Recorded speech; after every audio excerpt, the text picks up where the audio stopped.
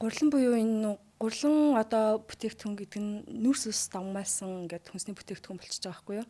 Шимтгийл үзүүлэлтээр нь ярих юм бол тэнгууд нүрс ус давмаасан хоол хүнсийг ингээд маш их хэмжээтэй хэрэглээд авах юм бол юу яана гэсэн үг. Тэгээ бидний нөгөө нэг илчлэг зарцуулалт бага байгаад ах юм бол тухайн хүнс маань нөгөө нэг бие организмд орохдоо глюкоз олж ордог. Одоо гурилан бүтээгдэхүүн нүрс усаар баялаг хоол хүнс маань бидний биед глюкоз олоод сахарыг нэмэгдүүлнэ. За илүүдэл хэмжээтэй нь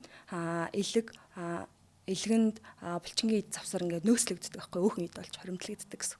Хитрхи их хэмжээтэй гурилан бүтээгдэхүүнийг хэрэглээд бид нар хөдөлгөөн зарцуулалт багтаагаад ах юм бол өөхөн хэсгийн масс нэмэгдээд тархалттай болох эрсдэлтэй гэсэн. Тэгээд ганц ингээд ерөнхийдөө гурилан бүтээгдэхүүн давмгаалсан хоол идээд ахаар бид нар өөр бусад хүнсний бүтээгдэхүүнээс авах ёстой шимтгийллийн бодисын дутагдал урт удаан хугацааны дараа өртөх эрсдэлтэй гэсэн. Тэгэхээр гурилан бүтээгдэхүүнээ ч юм уу хэрэглэж болно. Гэхдээ хизээ ямар хэмжээтэй хэрэглэх үү? Түүнтэй хоршуулж бас өөр бусад хоол хүнсэндээ яг юу оруулах вэ? Магадгүй гурилтай шүл хийж идэж болно. Гэхдээ гурилтай шүүлний хажууд салаад хийж ачирладаг ч юм уу те.